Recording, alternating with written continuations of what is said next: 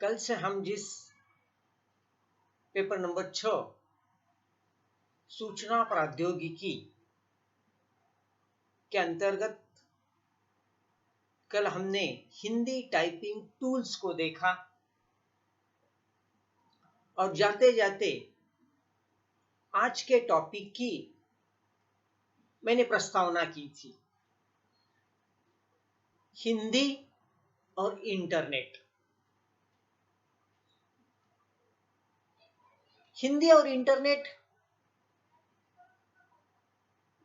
इस मुद्दे को, इस संज्ञा को समझकर लेने के पहले अगर आपको याद आता होगा तो SYBA में भी आपको एक छोटा सा टॉपिक इंटरनेट के रूप में था और स्वयं मैंने ही उसे पढ़ाया था। और कल की प्रस्तावना इन दोनों को जोड़कर देखेंगे तो वह इंटरनेट का जो खाका है, उसका जो प्रारूप है, वो आपकी समझ में आया होगा। फिर आपके मन में प्रश्न उठना स्वाभाविक है कि सर, अगर हमने SYBA में भी इसका अभ्यास किया था तो अब TYBA में पुनः इसके अभ्यास की क्या आवश्यकता? हाँ, आवश्यकता है, क्योंकि SYBA में उसका बड़ा मोटा सा रूप था, हल्का रूप था, और TY में आते आते अब हिंदी में इंटरनेट किस तरह से उपयोगी है।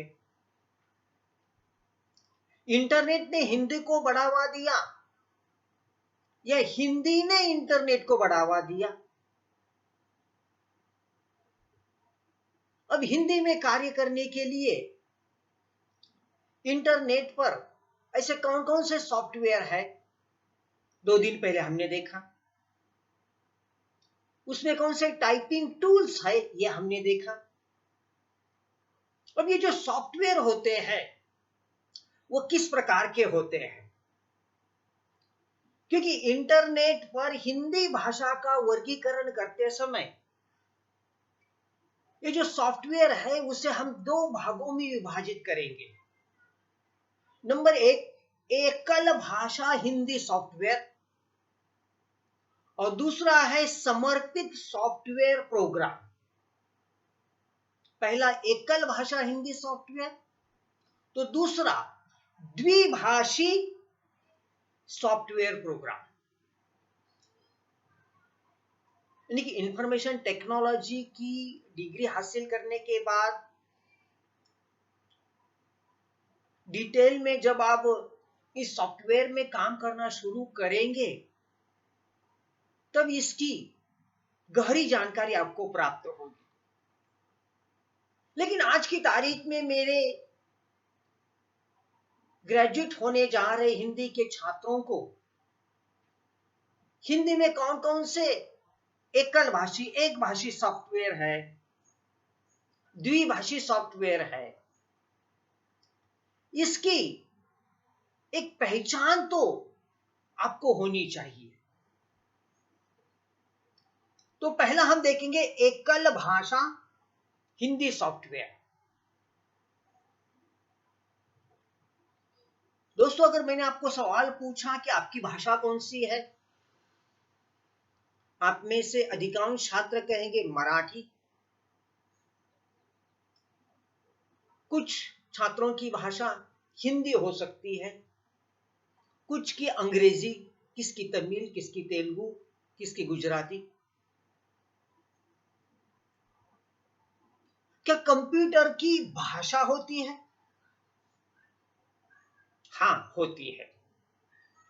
कंप्यूटर की अपनी भाषा होती है और कंप्यूटर की अपनी एक अलग भाषा होती है। कंप्यूटर जब आया तब से इसकी कई प्रमुख भाषाएं रही। इसमें पास्कल है, डीबेस है, पोबेलोसी है, डिवेस है, और हाल में तो और एक नई भाषा खोजी जा रही है।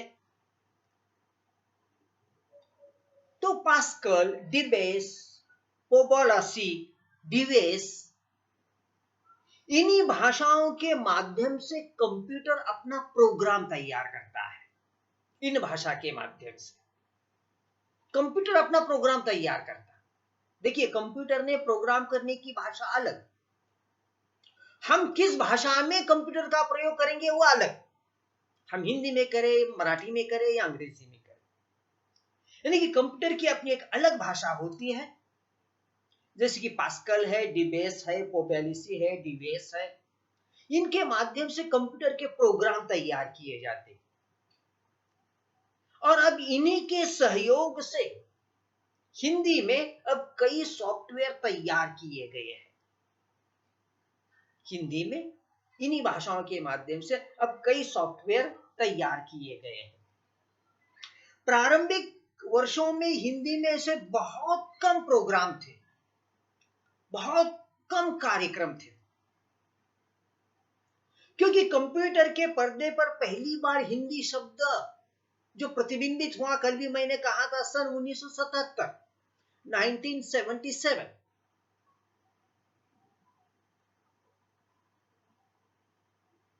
क्योंकि हम बहुत पिछड़े थे, हमारे देश में कंप्यूटर का आगमन बड़ी देरी से हुआ। हिंदी भाषा को इस कंप्यूटर में प्रवेश करने में और भी देरी हुई, लेकिन भले ही देरी हुई हो, देर आए लेकिन दुरुस्त होकर आए, इस कहावत के अनुसार हिंदी ने तत्काल अपना क्षेत्र, या हिंदी ने अपना दरवाजा कंप्यूटर के लिए खुला किया। और मैं केवल हिंदी का प्रोफेसर होने के नाते ये नहीं कहूंगा, बल्कि हिंदी भाषा एक ऐसी भाषा रही है कि जो हमेशा अपने दरवाजे खिड़कियां खोल कर रखती है, ताकि बाहर की आबो हवा, विशेषतः पाश्चात्य जगत में जो नई हलचल हो रही है, नए शोध हो, नए आविष्कार हो, अनुसंधान हो, नया साहित्य हो, वह उस खुली हवा के माध्यम से हिंदी में आई। और कंप्यूटर के लिए हिंदी ने अपने दरवाजे खोल दिए। देरी से किए, लेकिन इतनी जल्दी हिंदी ने कंप्यूटर को पकड़ा कि आगे चलकर ये हिंदी इंटरनेट से जुड़ गई, और इंटरनेट पर हिंदी का एक अपना विशिष्ट स्थान तैयार हुआ। दोस्तों देखिए, आगे चलकर आप कभी भी अपने जीवन को, जो कुछ बने, आप बीए बने, क्या बने, पढ़े लिखे, नौकरी करे, रोजगार करे, धंधा करे, लेकिन हर जगह आपको अपनी स्पेस तैयार करनी पड़ती है, अपना वजूद, अपना अस्तित्व, अपनी स्पेस, अपनी जगह हमें अपने स्वयं को बनानी पड़ती है। कोई आपको कुर्सी खाली करके नहीं देगा, आपको आपके लिए कुर्सी बनानी होगी। आपको इस धरती पर पैर रखने के लिए जगह बनानी पड़ेगी, क्योंकि इस दुनिया का उसूल यह है कि जिसकी लाठी उसकी भैंस। ज्ञान के बल पर, विचार के बल पर, शिक्षा के बल पर, विचारों के बल पर, चाहे किस बल पर क्यों न हो, आपको आपका वजूद, अस्तित्व, अपने लिए जगह, स्पेस बनानी पड़ेगी। और इस दिशा में हिंदी ने बहुत अच्छी पहल की। और वो हिंदी इंटरनेट से जैसे ही जुड़ गई, इंटरनेट पर हिंदी का एक विशिष्ट स्थान, एक जगह निर्माण हुई। अब धीरे धीरे भारतीय कंपनियां हिंदी में प्रोग्राम बनाना उन्होंने शुरू किया, और उसके पश्चात विदेशी कंपनियों ने भी जब यह देखा कि भारत जैसे एक 138 करोड़ जनसंख्या के मार्केट में हमें जाना है, इस बाजार में हमें प्रवेश करना है। तो इस 138 करोड़ जनसंख्या के मार्केट की भाषा क्या है? और उस मार्केट की भाषा हिंदी थी है अधिक संख्या में, क्योंकि मीडिया का बेताज बादशाह जो रूपर्ट मर्डोक कहा जाता है, वह भी अपने चैनल लेकर 1990 के आसपास इस भारतवर्ष में आया, लेकिन अंग्रेजी में चैनल लेकर आया, घाटे में गया, नुकसान में हुआ, क्योंकि वो अंग्रेजी को लेकर आया था। और यहां इस मार्केट की भाषा, इस 138 करोड़ जनसंख्या में अधिक लोग हिंदी जानते हैं, समझते हैं, बोलते हैं। और जब उसने अपने चैनल हिंदी में लाए तो वो घाटे से मुनाफे में जा पहुंचा। इंटरनेट ने भी वही किया। जब भारतीय कंपनियों ने अपने प्रोग्राम हिंदी में बनाना शुरू किया, सॉफ्टवेयर के प्रोग्राम की मैं बात कर रहा हूं, तब विदेशी कंपनियों ने भी अपने प्रोग्राम हिंदी में बनाने शुरू किए। अब देखिए, एक और भारतीय कंपनियां, दूसरी ओर विदेशी कंपनियां अपने अपने लिए हिंदी के प्रोग्राम बनाती रही, सॉफ्टवेयर की एकल भाषा हिंदी सॉफ्टवेयर, दोनों के अलग अलग प्रोग्राम चल रहे थे। आगे चलकर दोनों ने एक साथ मिलकर हिंदी में प्रोग्राम बनाना शुरू किए, क्योंकि एकल हिंदी भाषा के प्रोग्राम का जब इतिहास हम देखेंगे,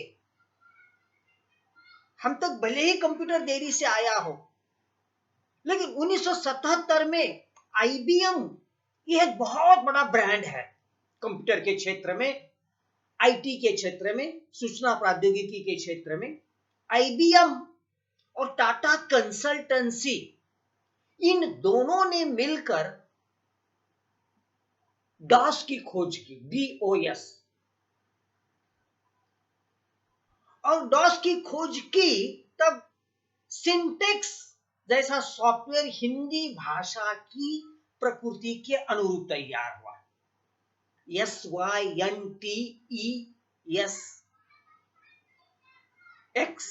ये जो सिंटेक्स नाम का प्रोग्राम दोनों ने मिलकर जो तैयार किया, वो हिंदी भाषा की अपनी प्रकृति के अनुरूप था, क्योंकि हर भाषा की अपनी प्रकृति होती है। अंग्रेजी की अलग, मराठी की अलग, तमिल, तेलुगु, कन्नड़ की अलग, हिंदी की अलग। तो आईबीएम और टाटा कंसल्टेंसी, इन्होंने दोनों ने मिलकर इस तरह से डॉस की खोज की, और डॉस की खोज के उसके ही अंतर्गत सिंटेक्स नाम का एक सॉफ्टवेयर इन्होंने तैयार किया, जो हिंदी भाषा की प्रकृति के अनुरूप हुआ।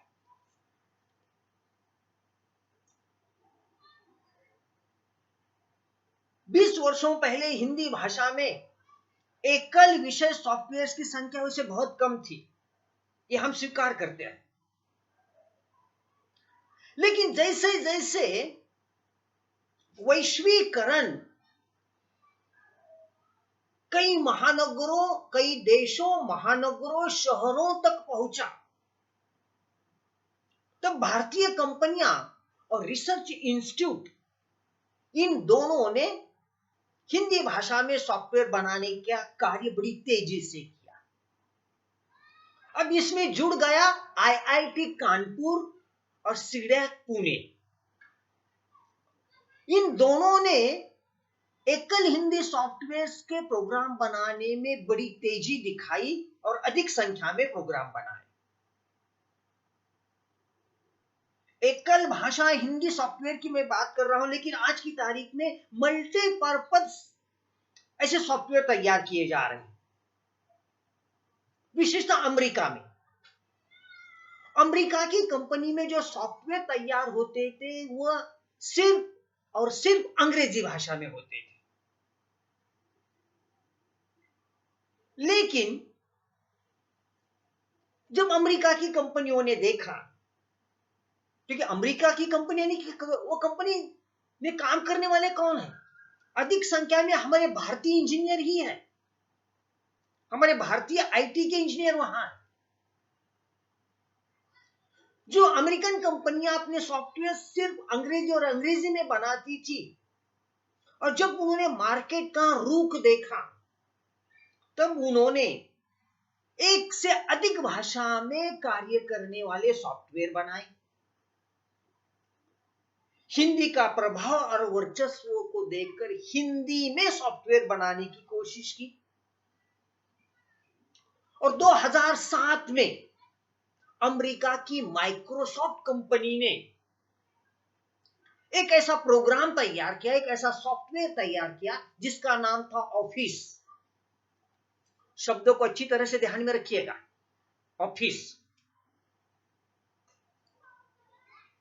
ये जो ऑफिस नाम का सॉफ्टवेयर आया, वो विशेषतः हिंदी के लिए बनाया गया, और हिंदी के साथ साथ अन्य भारतीय भाषाओं में भी इस पर कार्य करने की सुविधा रही। उन दिनों 1.5 मिलियन से भी अधिक उपभोक्ता उसका प्रयोग करते रहे।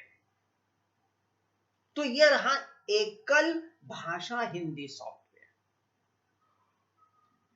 अब नंबर 2, समर्पित सॉफ्टवेयर प्रोग्राम। यहां पहले में एकल भाषा थी, नाम बहुत लंबा चौड़ा है, समर्पित सॉफ्टवेयर प्रोग्राम। यहां द्विभाषिक सॉफ्टवेयर, यह एक डेटाबेस सॉफ्टवेयर है, आसान शब्दों में द्विभाषिक संस्करण। इस द्विभाषिक संस्करण की सबसे बड़ी विशेषता यह रही कि इसकी कैपेसिटी बहुत अधिक थी, इसकी असीम क्षमता रही, और इस कारण यह द्विभाषिक सॉफ्टवेयर अधिक लोकप्रिय रहा। विशेषतः इसमें सूचनाओं का संग्रहण, स्टोरेज, और उसका अन्वेषण, उसका एनालिसिस काफी अच्छी ढंग से इसमें होता रहा। नंबर 2, इसमें ग्रंथात्मक और शोधात्मक, जो शोध पीएचडी एमफिल किया जाता है, या विज्ञान में जो खोज लगती है, जो बहुत बड़े बड़े ग्रंथ होते हैं, इनका संग्रहण इसमें सहजता से किया जाता रहा। इस कारण ये द्विभाषिक सॉफ्टवेयर लोगों को अधिक पसंद आया, बड़ा लोकप्रिय रहा। इन दोनों के बाद हमें एकल भाषा के एक दो सॉफ्टवेयर को देखना होगा। इस हिंदी के एकल भाषा सॉफ्टवेयर में पहला नाम आता है चित्रांगन, नंबर 2 डेमो संस्करण, और तीसरा वर्ड 2000। चित्रांगन, दूसरा डेमो संस्करण, और तीसरा वर्ल्ड 2000।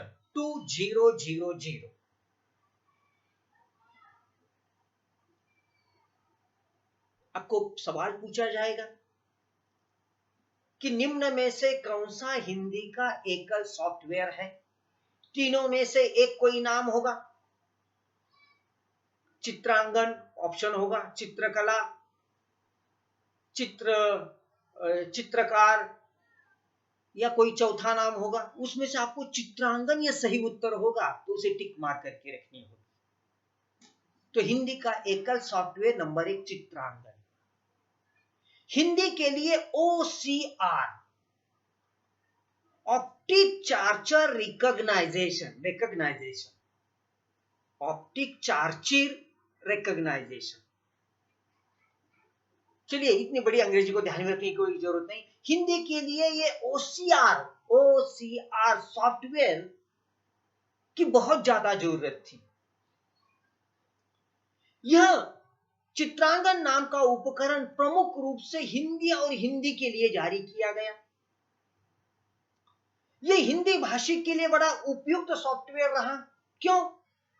क्योंकि इसमें एक सबसे बड़ी खूबी थी, इस चित्रांगन की सबसे बड़ी विशेषता थी कि पूरे भारत देश में जो बिखरा हुआ साहित्य था, हिंदी भाषा का साहित्य था, उसका कंप्यूटरीकरण करने की बड़ी सुविधा इसमें रही, और इस कारण चित्रांगन यह सॉफ्टवेयर बड़ा लोकप्रिय रहा। तो देखिए, आपको प्रश्न पूछा जाएगा कि बिखरे हुए साहित्य को एकत्रित करने के लिए या उसका कंप्यूटरीकरण करने के लिए कौन सा सॉफ्टवेयर आसान रहा। उसमें चित्रांकन का ऑप्शन होगा, अन्य 3 ऑप्शन होंगे। तो ऐसे एमसीक्यू क्वेश्चन को भी आपको बारीकी से देखना पड़ेगा। तो ये 2 बातें हुई चित्रांकन को लेकर। आगे चलकर देखेंगे डेमो संस्करण। यह आईआईटी हैदराबाद का संस्करण है। इसमें क्या सबसे इसकी विशेषता, हिंदी पाठ से वार्ता का शानदार प्रयोग इसमें हुआ। यानी कि इसके माध्यम से पाठ पढ़ाए जाते थे, हिंदी के पाठ, उसे हम सुन सकते थे और इसकी आवाज मशीनी और रोबोटिक आवाज न होकर मानवीय आवाज लगती थी। देखिए, यह कंप्यूटर का प्रोग्राम था, लेकिन इसमें जो आवाज थी वो मानवीय आवाज लगती थी। तो देखिए, पुनः एमसीक्यू की ओर आता हूं कि डेमो संस्करण की निम्न में से कौन सी विशेषता है कि क्या हिंदी पाठ का वार्ता सीखना या सुनना, और अन्य 3 ऑप्शन उससे मिले जुले गलत होंगे। Number 3, world 2000। अब यहां आते आते क्या हो गया, विश्व में सबसे अधिक संख्या में बोली जाने वाली पहली 3 भाषाओं में दूसरी और पहली नंबर, कभी दूसरी कभी पहली नंबर पर हिंदी भाषा रही। इस कारण इसकी उपेक्षा करके माइक्रोसॉफ्ट कंपनी अपना आर्थिक नुकसान नहीं करना चाहती थी। देखिए, इतनी बड़ी संख्या में बोली जाने वाली हिंदी भाषा, कल परसों मैंने आंकड़े दिए थे, 80 करोड़ सुनते हैं, 55 करोड़ बोलते हैं, 30 करोड़ लिखते हैं, ये 165 करोड़, और इंडिया की जनसंख्या 138 करोड़, 165 प्लस 138 करोड़, 325 करोड़ के आसपास की जनसंख्या एक तो हिंदी बोलती है, सुनती है या लिखती है। और इस दृष्टि से माइक्रोसॉफ्ट कंपनी अपना नुकसान नहीं करना चाहती थी, हिंदी की उपेक्षा करके। तो इसने अपने तमाम सारे सॉफ्टवेयर में, माइक्रोसॉफ्ट कंपनी जो जो सॉफ्टवेयर बनाती रही, कल भी बनाती थी, आज भी बना रही और भविष्य में भी बनाती रही, इस माइक्रोसॉफ्ट कंपनी ने हिंदी भाषा को वरीयता दी और अपना हर सॉफ्टवेयर अंग्रेजी के साथ साथ पहले हिंदी में उनका आया करता था। और इस दृष्टि से इन 3 सॉफ्टवेयर के बाद अब आगे हमें चर्चा करनी है हिंदी में ईमेल। ये टॉपिक यहीं पर खत्म हो गया और उससे जुड़ा हुआ आगे का टॉपिक हिंदी में email. Email, electronic mail. Electronic mail को संक्षिप्त रूप में ईमेल कहा जाता है। यह ईमेल सामाजिक और निजी, ऐसे दोनों क्षेत्रों में बड़ा उपयोगी और बड़े महत्वपूर्ण समझा जाने लगा, क्योंकि ईमेल का प्रयोग हम सामाजिक तौर भी करते हैं, सामाजिक तौर पर भी करते हैं और निजी व्यक्तिगत तौर पर भी करते हैं। क्या हुआ, ईमेल का महत्व इतना क्यों बढ़ा? क्योंकि हमारे पास प्राचीन डाक प्रणाली थी, पोस्ट एंड तार विभाग था, उसके माध्यम से हम चिट्ठी भेजते थे, संदेशा भेजते थे। चिट्ठी लिखना, उस पोस्ट ऑफिस के डिब्बे में डालना, फिर 3, 4, 8 दिनों के बाद उस शहर में वो पहुंचेगी, एक या दूसरे दिन के बाद उस व्यक्ति को मिलेगी। यानी कि हमने जो संदेश लिखा था, जो कहना चाहते थे, वो संदेश उस व्यक्ति को 4, 5, 8, 10 दिनों के बाद मिलता था। यह डाक प्रणाली का नवीनतम रूप बड़ी तेजी से संदेश पहुंचाने वाला रूप कौन सा है? That is called email. पहला यह कार्य जो डाक और तार विभाग करता था, वह कार्य अब ईमेल कर रहा है, इंटरनेट की साथ लेकर। तो ईमेल और कुछ नहीं है, इलेक्ट्रॉनिक चिट्ठी है, एक स्थान से दूसरे स्थान तक भेजने की प्रक्रिया, मीन्स इलेक्ट्रॉनिक मेल या ईमेल। ईमेल की सुविधा के लिए जरूरी है कि आपके पास इंटरनेट हो। अब हम देख रहे थे ऑनलाइन परीक्षा जारी थी, अब ये भी टीकेटी की एग्जाम तो 3 दिन पहले ही खत्म हुई। कई बच्चों को इंटरनेट नहीं मिलता था, तो कोई अपने घर के ऊपर छत पर चढ़कर, कोई पेड़ पर चढ़कर परीक्षाएं दे रहा था। उन छात्रों ने हमें बताया भी, लेकिन कोई चारा नहीं है दोस्तों, क्योंकि आपको कॉलेज में बुला नहीं सकते और भीड़ भाड़ में आपको कोरोना का शिकार नहीं बनाना चाहते। इसलिए चाहे जो कुछ हो, पैसा खर्च हो, लेकिन आप इंटरनेट का रिचार्ज करना ही पड़ेगा। परीक्षा के दिनों में जहां कोई नेट मिलता होगा, वो स्थान ढूंढ कर रखिएगा। 1 घंटे में आपको परीक्षा देनी है। आज सूचना भी मिली होगी आपको कि परीक्षा के फॉर्म भरने हैं, तो उसके लिए शायद आपको कॉलेज में बुलाया जाएगा। बुलाया भी गया है फॉर्म भरने के लिए। बहुत कुछ छात्रों ने आपके पीडीएफ भेजे हैं, प्रोजेक्ट। उनको बाद में ना आना हो, तो जब आप फॉर्म भरने के लिए आएंगे, तो हो सके तो उसकी जो हार्ड कॉपी है, उसकी जो फाइल है, वो लेकर आइएगा। ईमेल की सुविधा आपको तभी प्राप्त होगी जब आपको इंटरनेट प्राप्त होगा। तो इसके माध्यम से इस तरह से सूचना, विचार, ज्ञान का आदान प्रदान काफी आसान होगा। ईमेल में एक दूसरी विशेषता यह सहजता है इसमें, और सस्ते खर्चे में, चाहे ईमेल के जरिए संदेश भेज सकते हो या व्हाट्सएप के जरिए संदेश भेज सकते हो, बड़ी सहजता से, आसानी से, और डाक और तार विभाग की तुलना में सस्ते खर्चे में इस तरह से ईमेल का प्रयोग कर सकते हैं। इंटरनेट पर करीबन 42 भाषाओं में हम ईमेल कर सकते हैं, लेकिन आपके मोबाइल में ईमेल प्रोग्राम और इंटरनेट का कनेक्शन उसके लिए होना बहुत जरूरी है। अब ईमेल की सुविधा आपको शुरू करनी है, तो उसके कुछ शर्तें हैं कि आपको आपका ईमेल अकाउंट शुरू करना होगा, कंपनी की जो शर्तें हैं उसे स्वीकार करना होगा। आपका साहित्य अगर आपको ईमेल पर प्रकाशित करना है, तो आपका नाम लिखना, @पत्रिका online.com ऐसा ईमेल का एड्रेस अगर लिख दिया, तो इस तरह से आप उस ईमेल पर अपनी साहित्यिक पत्रिका भी शुरू कर सकते हैं।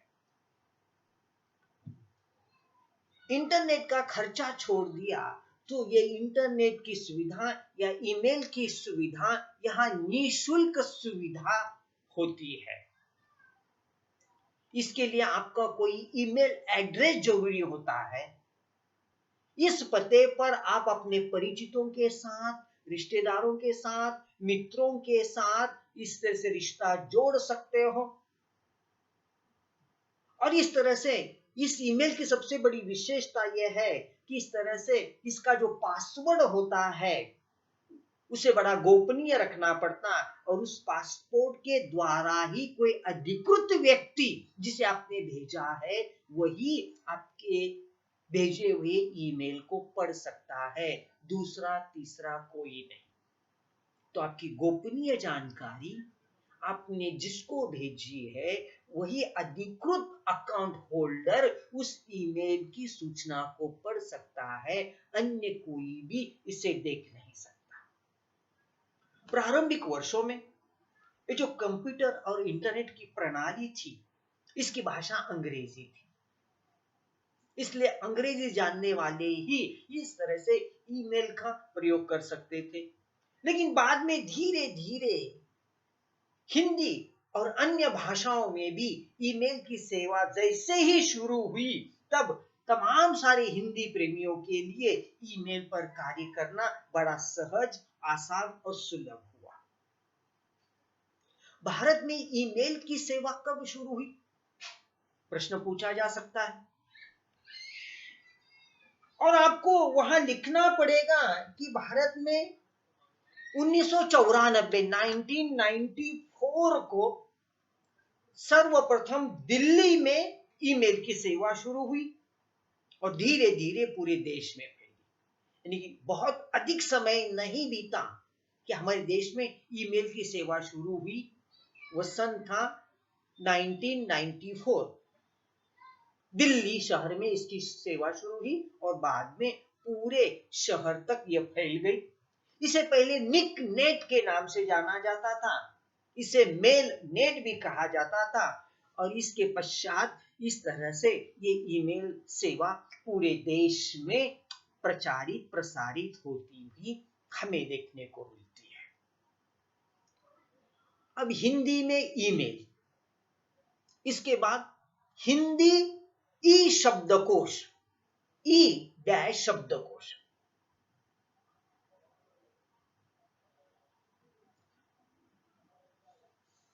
मुझे अच्छी तरह से ज्ञात है, 2 बार मुझे शब्दकोश मिले थे भेंट के रूप में। जब 10वीं बोर्ड की परीक्षा हम दे रहे थे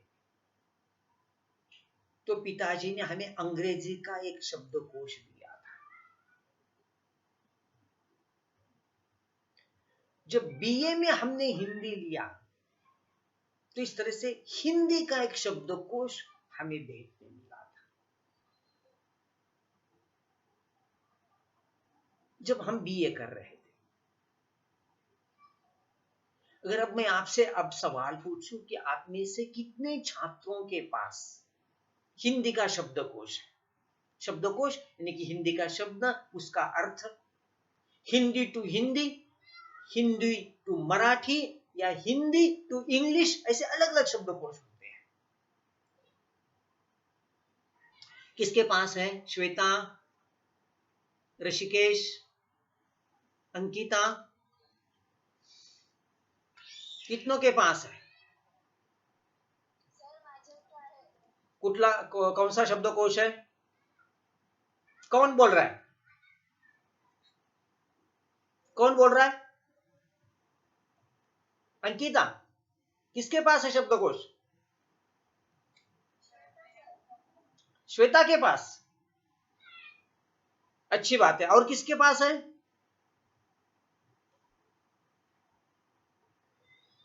और किसके पास है?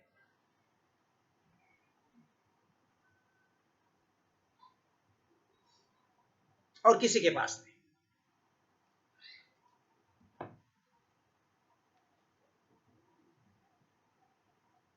ठीक है श्वेता, आपके पास शब्दकोश है, अच्छी बात है।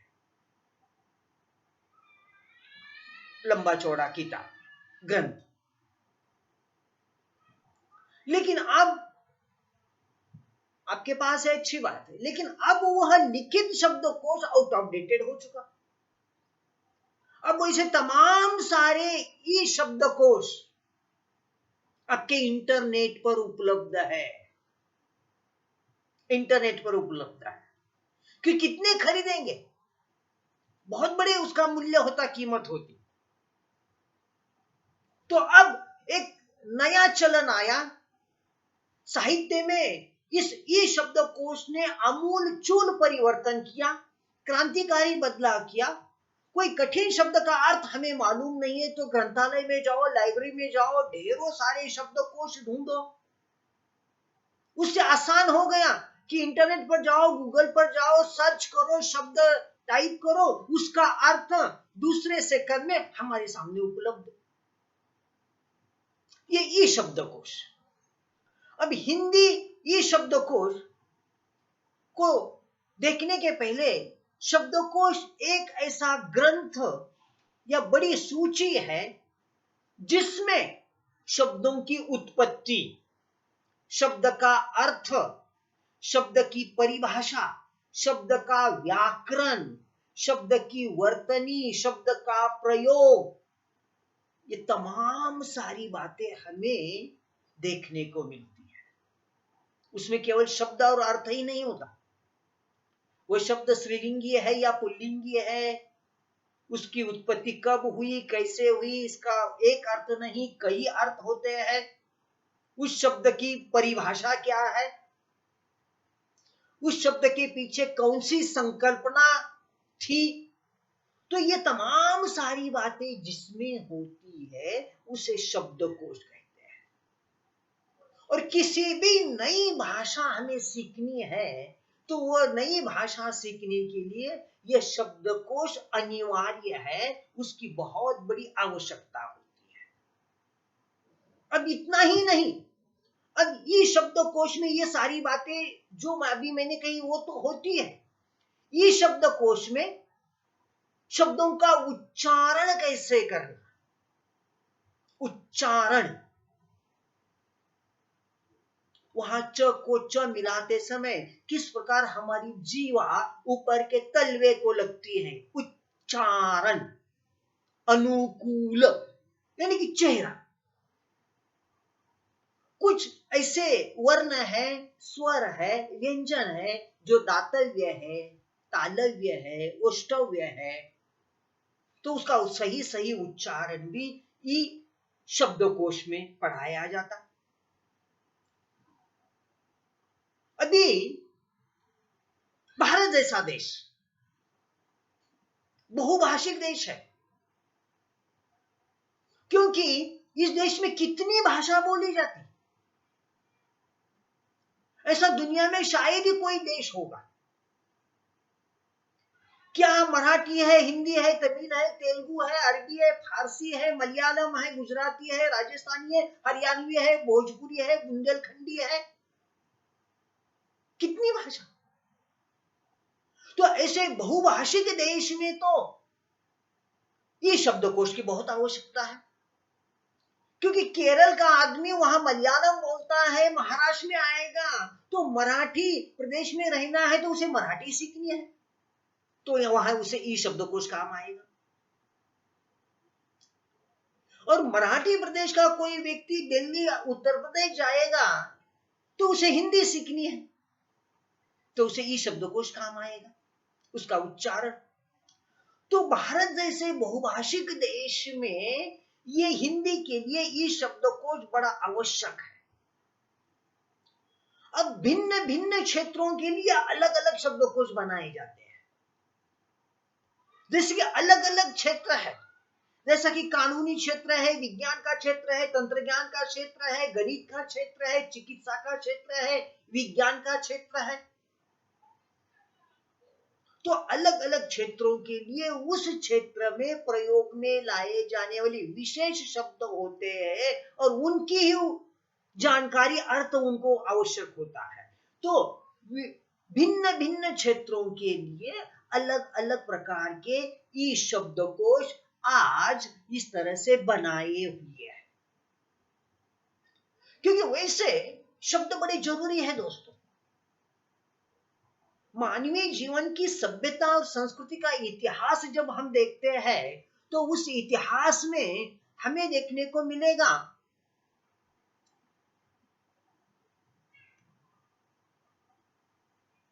कि शब्दों का और उसके अर्थ का एक बहुत बड़ा महत्व रहा है, क्योंकि इसमें हम केवल शब्दों का उच्चारण नहीं करते, तो उन शब्दों के पीछे भाव होते हैं, भावनाएं होती है, और हमारे भावों को 100% अभिव्यक्त करने वाले सही शब्दों का चुनना बहुत ही आवश्यक होता है और इस कारण उचित शब्द का चुनाव करने के लिए ये शब्दकोश की बहुत बड़ी आवश्यकता होती है। तो ठीक है, आज के लिए यह यहाँ हम रुक जाएंगे। आपके मन में कोई शंका हो तो जरूर पूछिएगा।